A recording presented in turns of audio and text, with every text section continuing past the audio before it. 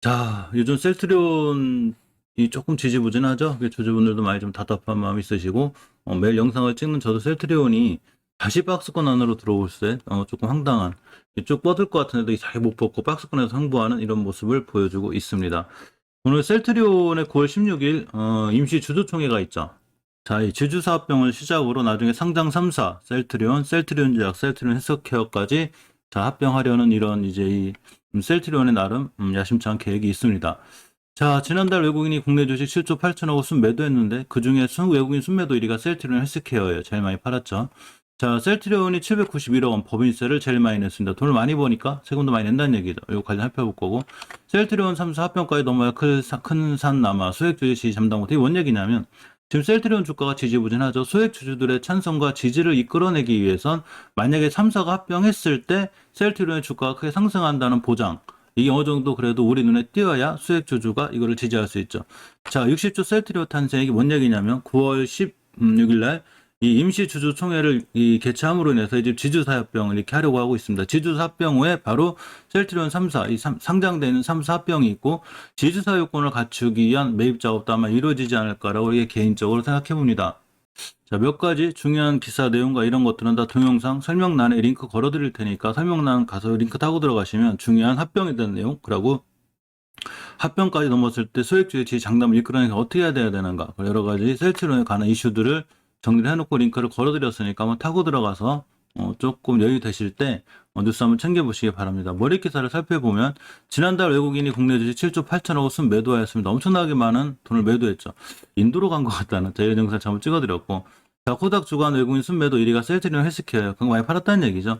자, 합병에 대한 이슈가 있는데도 불구하고 외국인들의 시각이 어떤지 궁금하고, 자, 셀트리온 791억 원 법인세 1위를 냈습니다. 791원 법인세 10대 제약사가 총 2,400억인데 그중에 3분의 1, 한 800억 가까이를 거의 셀트리온 혼자 냈습니다. 자, 셀트리온 3사 합병까지 넘어갈 큰 산, 이거도 살펴볼 거고요. 자, 60조 셀트리온이 탄생. 자, 셀트리온 홀딩스 합병 시 최대 걸림돌이 뭐가 될 건가 보도록 하겠습니다. 주식 매수 청구권, 매수 청구액이 500억 원을 초과할 경우 합병 무산 가능성이 있습니다. 우리가 여기서 중요한 게 몇 가지를 챙겨보고 가려고 합니다. 60조의 셀트리온, 엄청난 거대 공룡 제약사가 탄생할 수 있습니다. 이 셀트리온이 우리에게 이 합병에 대한 지지를 얻으려면 말씀드렸지만 합병했을 때 시너지 효과가 굉장히 좋고 주가에 아주 긍정적인 영향을 미친다고 봤을 때 결국은 소액주주의 지지를 이끌어낼 수 있죠. 셀트리온 그룹이 셀트리온 홀딩스, 셀트리온 헬스케어 홀딩스, 셀트리온 스키케어 3개 합병에 나섰습니다. 이거 제가 저번 영상에서 찍어드렸는데 한 번 더 자세히 보기로 했죠, 우리가. 자, 지난달 26일 이사회를 열어서 세계 야생 합병 의결을 했고 9월 16일 날 임시 주주총회가 열립니다.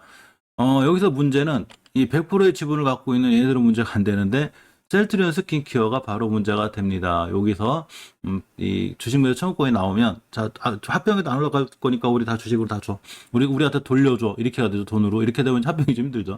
자, 9월 16일 임시 주주총회가 있습니다. 이를 위해 셀트리온 홀딩스, 셀트리온 헬스케어 홀딩스, 셀트리온 스킨케어가 아까 말씀드린 대로 9월 16일 날 임시 주주총회를 열어서 합병 추진안을 의결하려고 하는데, 사실 여기까지는 그냥 무난하게 통과되지 않을까라는 게 저희 시장의 생각이에요. 합병안 의결, 주주총회에서 합병안 의결되면 곧바로 주식 매수 청구권 행사 기간이 돼요. 그래서 9월 16일부터 10월 6일 사이에 전부 다 주식 매수 청구권을 신청할 수 있습니다. 근데 이제 500억 초과가 되면 조금 약간 신경이 쓰입니다. 자, 500억 초과. 셀트리온 홀딩스와 셀트리온 스킨케어 합병을 추진하면서 각사에서 발생한 주식 매수 청구권이 500억 원을 초과하면 합병이 무산될 수 있어요. 그래서 셀트리온 홀딩스, 헬스케어 홀딩스, 셀트리온 스킨케어가 합병 당사에서 각각의 주주총회에서 합병 계약을 승인한 다음에 주식 매수 청구 규모가 500억 원을 초과할 때는 합병 계약이 해제될 수 있다고 정확하게 공시를 하였습니다. 자, 셀트리온 스킨케어가 문제인데 기타 주주들이 모두 셀트리온 스킨케어 합병에 반대하면 주식 매수 청구권 금액이 1,747억 원에 달해요. 자, 그러니까 500억 원이 추가하면 반대를 합병이 부산될 수 있죠. 자, 셀트리온 스킨케어의 총 주주수가 145명인데 이 가운데 136명이 소액주주 되고 이들이 갖고 있는 지분이 15만 6,816주 902억 원입니다. 그러니까 500억 원만 넘어도 사실 합병이 좀 힘든데, 자, 소액주주 136명을 잘 설득시켰겠죠. 이렇게 해서 우리 셀트리온이 이렇게 발전할 거다. 일단 지주사 합병 후에 나머지 상장 3사 여기까지 우리가 합병을 해서 우리 셀트리온이 더 크겠다는 얘기죠. 결국 최종적인 목표는 시장에서 바라보는 건 이거죠. 셀트리온 제약, 셀트리온 헬스케어 3사까지도 전부 다 합병을 해서 좀 더 우리가 가고자 하는 길이 나아질 수 있지 않나 이렇게 생각해 보고 있습니다. 근데 마냥 시장에 이렇게 좀 시각이 좋지만 않아요. 자, 어쨌거나 이렇게 합병 비율이 셀트리온홀릭스가 1, 헬스케어가 0.51 정도, 셀트리온 헬스케어가 0.02 정도 됩니다. 자, 이렇게 합병 후 존속 여부는 셀트리온 홀딩스만 남고 나머지는 다 소멸이 되죠. 그래서 이렇게 지주사 하나가 생기고 이 지주사가 바로 셀트리온 제약, 셀트리온 헬스케어를 다 거느리는 구조고 나중에 이거 3, 4까지 전부 다 합병을 해서 이렇게 지배 구조가 아주 단순화되죠. 근데 지주사가 되기 위해서는 반드시 이 자회사들의 어느 정도의 이 주식을 갖고 있어야 돼요. 그래서 요거에 대한 이 법안이 통과가 됐죠. 아마 이쪽에 있는 주식을 매수하지 않을까. 그럼 이쪽 셀트리온에서 주식들이 올라가지 않을까라는 이런 생각도 좀 해봅니다. 자, 이제 셀트리온 3사 합병까지 넘어갈 큰 산인데 바로 지주사가 이제 다 되면 나중에 마지막으로 구상했던 셀트리온 헬스케어, 셀트리온 제한 합병까지 남았습니다.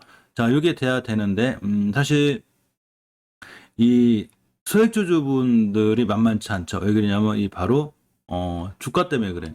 만약에 합병을 해서 주가가 살아난다거나 좋아진다는 그리고 시너지 효과만 크다면 당연히 이제 소액주주 많이 찬성을 하겠지만 어쨌거나 지금 주가가 박스권에 갇혀 있고 지지부진한 게 있습니다. 하지만 장기적인 추세, 월봉의 추세는 줄 잘 살아 있죠. 지금 턴도 해놨고 그렇기 때문에 좀 기대해 볼 만한데 약간은 지지부진한 게 사실이고, 자, 아까 말씀드린 대로 지난달 외국인이 국내 주식 7조 8천억을 순매도했어요. 자, 금융감독원이 8월 중 외국인이 국내 주식 7조 8,160억 원을 매도했는데 채권은 1조 6,890억 원을 순 투자했습니다.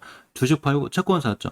자, 국내 주식을 4개월 연속 매도하고 있고요. 코닥 주간 외국 순매도 1위가 셀트리온 헬스케어, 2위가 이메이드, LX 세미콘, 펄어비스, KMW.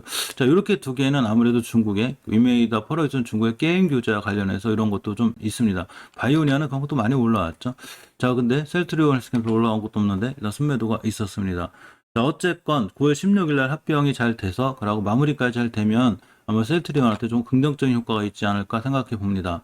자, 명절을 앞두고 우리나라 증시가 박스권에 갇혀있는 이런 상황이 조금 됐죠. 자, 추석 연휴 앞두고 박스권 장세, 코스피의 상반대가 3,060부터 32포인트인데, 사실 추석 연휴 앞두고가 아니라 어차피 지금 박스가 잘 갇혀있죠. 뭔가 특별히 큰 모멘텀이나 이런 게 없기 때문에 더한데, 제가 주간 증시 주요 일정을 보면 9월 14일 미국 8월 소비자 물가 내일이죠. 자, 15일 8월 한국의 8월 실업률, 중국의 8월 산업생산 소매 판매 지수, 미국의 8월 산업생산 지수가 있고 16일 날 미국 8월 소매 판매 지수가 이게 조금 중요해요. 왜냐하면 이 지금 소매 판매가 중요하고 그다음 물가 지수가 이게 너무 많이 올라가 버리면 요 소비자 물가가 이 테이퍼링에 대한 이슈가 조금 있기도 합니다. 그래서 지금 중국에 대한 규제 리스크 또 수급 공백 지금 우리나라 코스피 코닥 시장의 거래량도 많이 줄어 있고 딱히 어떤 뭐가 이렇게 상승이 될 만한 모멘텀이 별로 없어요. 대신에 이제 저렇게 돼버리면 바로 정치 테마주들이 많이 움직이는데 요새 시장에서 홍준표 관련주라든가 이재명 관련주들이 크게 움직이는 이런 모습을 보이고 있죠. 코로나19 델타 변이 확산에 따른 경기 둔화 우려에 온라인 금융 플랫폼 규제, 우리나라도 이제 규제가 있죠. 그래서 카카오, 네이버가 조금 이렇게 조금 많이 밀리는 대형주들이 많이 밀리다 보니까 코스피 전체적으로 지수가 밀리는 이런 시장이 됐습니다. 자, 아무튼 활기찬 월요일이 시작됐는데 오늘 하루도 성공 투자하시고요. 월요일 첫 단추를 잘 깨서 이번 주 한 주를 즐겁고 그러고 성공 투자의 길로 이끄시길 바라겠습니다.